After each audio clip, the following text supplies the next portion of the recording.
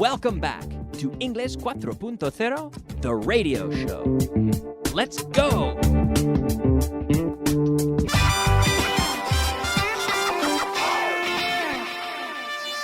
Intermediate. All right, welcome back, and welcome to Intermediate Class 9. That's right, Intermediate Class 9, and we're going to start the section today. We're going to start the class with a question from Javier in Leganés, who writes, I have a doubt. I have a question, you could say. If you use the past of talk, the last sound in the word talked sounds like a T. That's right, and we've mentioned that on the show. Talked. Today I talked. Yesterday I talked. Yesterday my brother talked. Yesterday my mother talked. Okay? I know that, he says. But what happens when the next word starts with the T sound? For example, yesterday I talked to my sister. Javier asks, do I have to pronounce two T sounds, or can you use one T sound because both words share the same sound? Now, this is a case of linking because the sound is the same. So we would have I talked onto the two. So if you're speaking slowly or trying to speak extremely clearly, sure, you could say, I talked to my brother. I talked to my brother. But how often do we speak that slowly and that clearly? Not very often.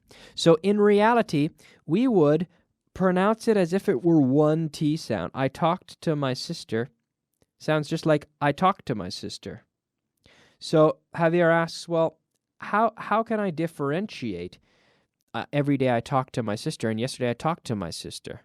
Well, it sounds essentially the same. I mean, we do have sort of a longer T there. I talked to my sister. I talked to my sister.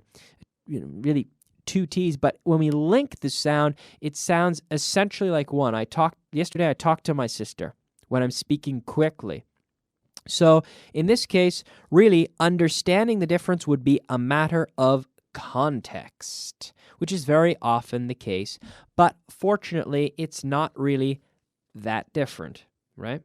Context is very, very important. I mean, and you can't say, oh, but it's always that way in English, it's so much difficult. But, I mean, in Spanish, you have many, many cases the same where you use one word for several different things, and the context is what tells you exactly what we're talking about.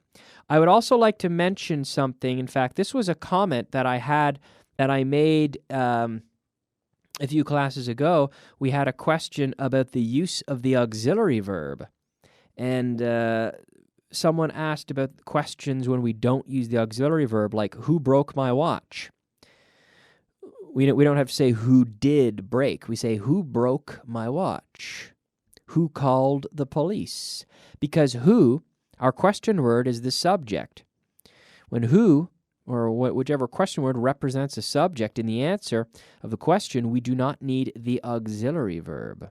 So usually, out of all the occasions that this happens, the vast majority are with who, but we also have cases where it occurs with what. What caused the fire? We don't have to say what, we can't say what did cause the fire.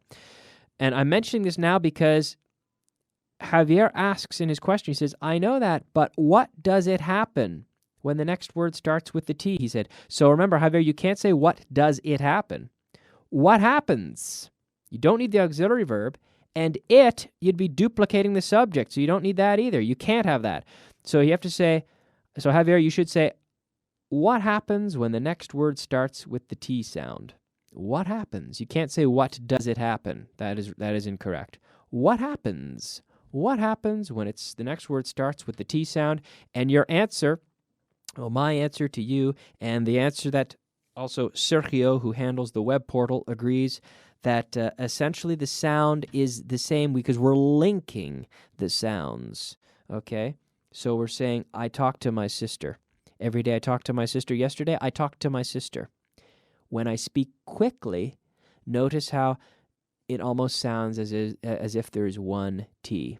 Okay? But great question, Javier. I really appreciate that. and I think the other listeners will appreciate it as well. Great. So all you listeners, remember, if you have any questions about content or about if you don't understand something, you're having any problems, email us. Go to the web portal, www.bauganingles.com, bauganingles.com.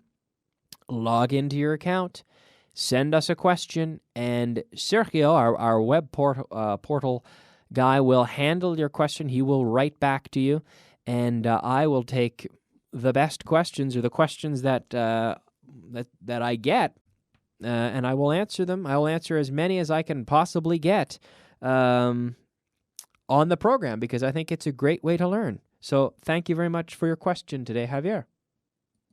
Okay, now let's try a little review of what we saw in the last class, in Class 8. We looked at shall I. So shall in the first person singular, shall I. And we saw some examples. We can practice a few more where I said, you want to go to the store. And using shall, we could say, shall I go to the store? Shall I go to the store? Do you need any bread? Shall I go to the store? You want to drive there. You're proposing it. You want to drive there. Shall I drive there? You want to call the plumber. Shall I call the plumber? You want to ask him for help. En voz alta, say it out loud. Shall I ask him for help? Okay. It's hot. You want to open the window. You're going to propose it to the group.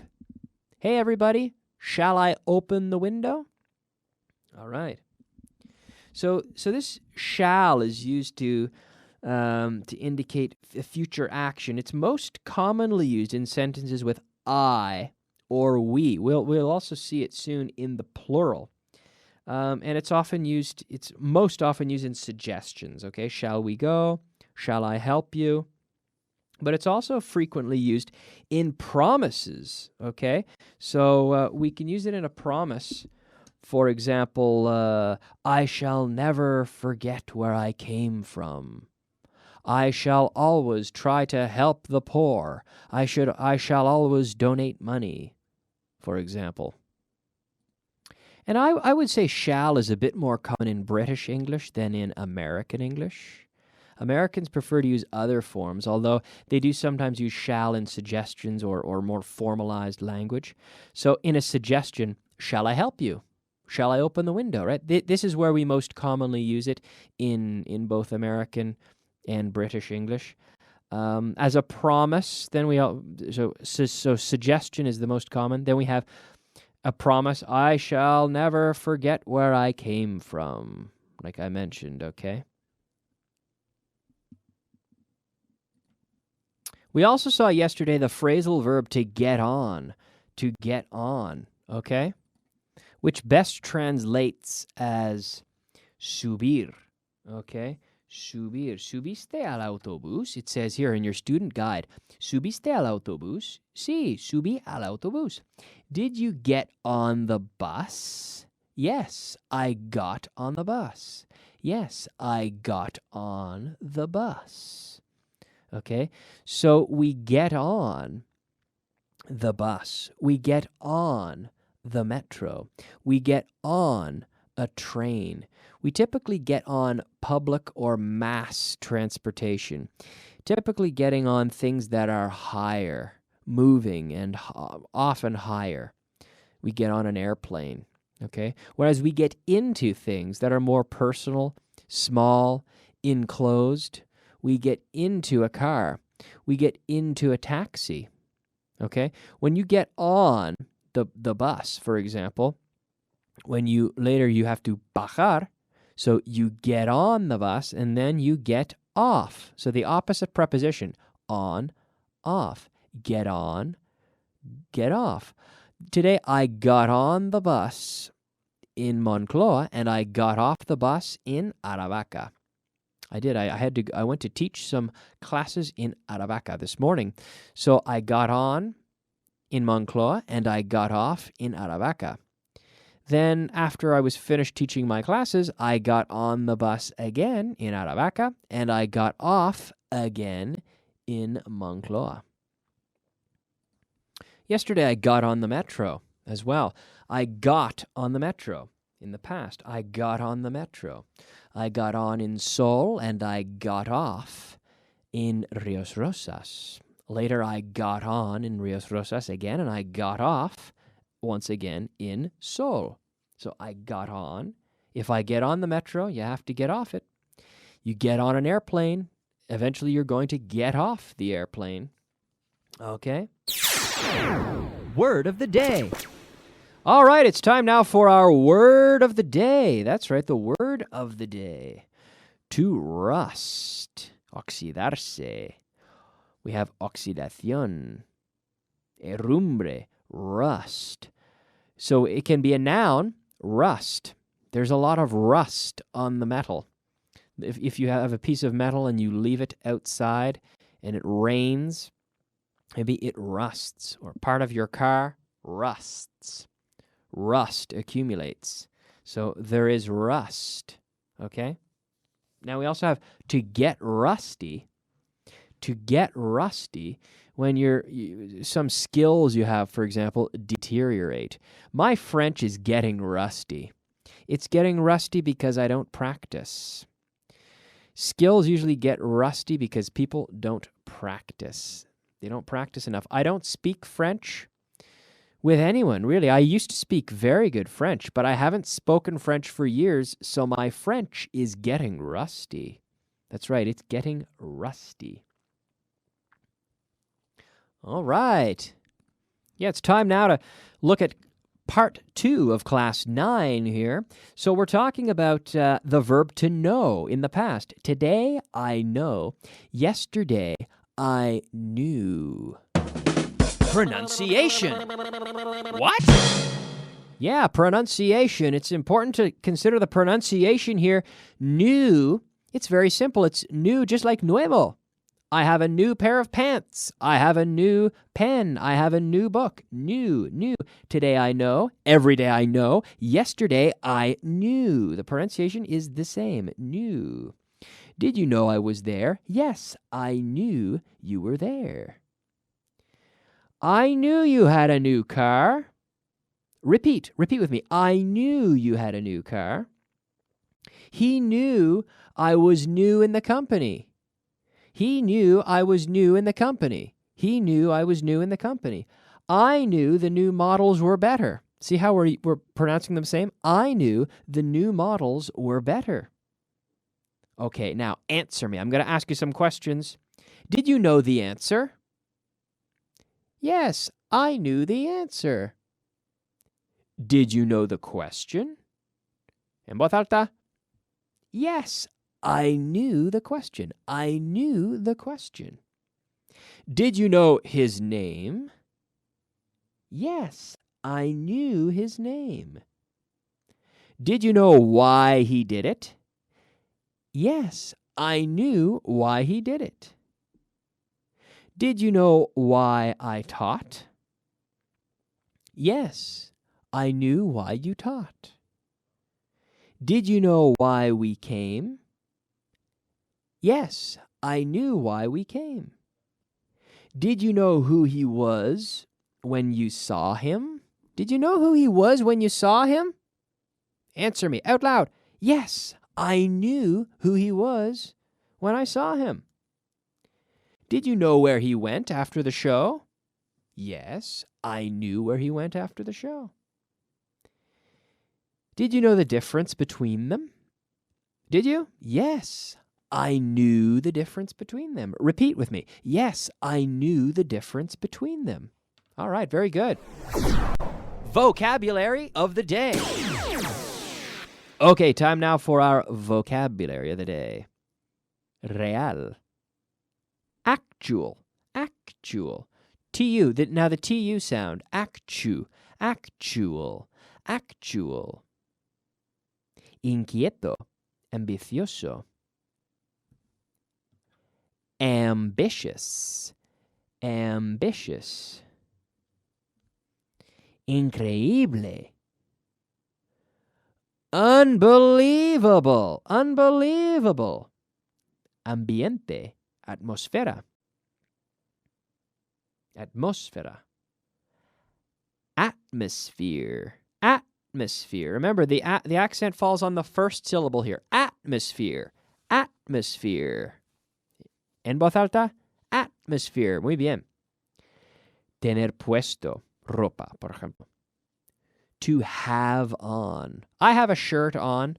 I have a pair of pants on, and I have a pair of shoes on at the moment.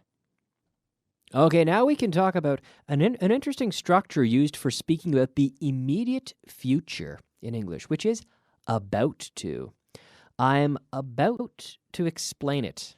Estoy a punto de explicarlo. I'm about to explain it. What am I about to do? I'm about to explain this structure. Okay? Estoy a punto de explicarlo. I'm about to explain it. Okay, so tell me to pick up the pen. Tell me to pick up the pen. I have a pen in front of me. Tell me to pick it up. Kyle, pick up the pen. Okay, now estoy a punto de hacerlo. What am I about to do? I'm about to pick up the pen. Okay, I'm picking it up. Tell me to put down the pen. I'm going to follow your orders. Tell me to put down the pen. Now, what am I about to do? I'm about to put down the pen. Now I'm putting it down. Okay.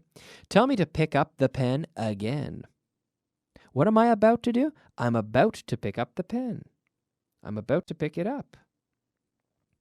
Tell me to stand up. Kyle, stand up. Okay, all right. What am I about to do? I'm about to stand up. It's true. I'm standing up. Tell me to sit down. Kyle, sit down. What am I about to do? Well, I'm about to sit down. Tell me to close the book. Yes. What do you want me to do? You want me to close the book. Okay, I'm about to close it. I'm about to close it. Now I'm closing it. I'm closing the book. All right, very good. To be a punto de hacer algo. To be about to do something. Very good. Okay, do you remember our word of the day today? We had to rust, which could be, well, we had the verb to rust, and also as a noun, rust. And we looked at to get rusty. Okay. Oh, I want to quickly give you the answer to the riddle I gave you last class. I gave you, or I think actually it was 2 classes ago, I believe. I gave you a riddle, and I said, what is at the beginning of eternity, the end of time and space, the beginning of every end, and the end of every place? Think about it. What is the beginning of eternity, the end of time and space, the beginning of every end, and the end of every place? And the answer, ladies and gentlemen, the answer is the letter E. The letter E. All right, good job, guys. Thank you so much for listening and for participating. For those of you who have written in with your questions, please continue to ask us any questions you may have through the website, vaughaningles.com. I'm done for today. Thanks for listening. See you next time. Bye-bye.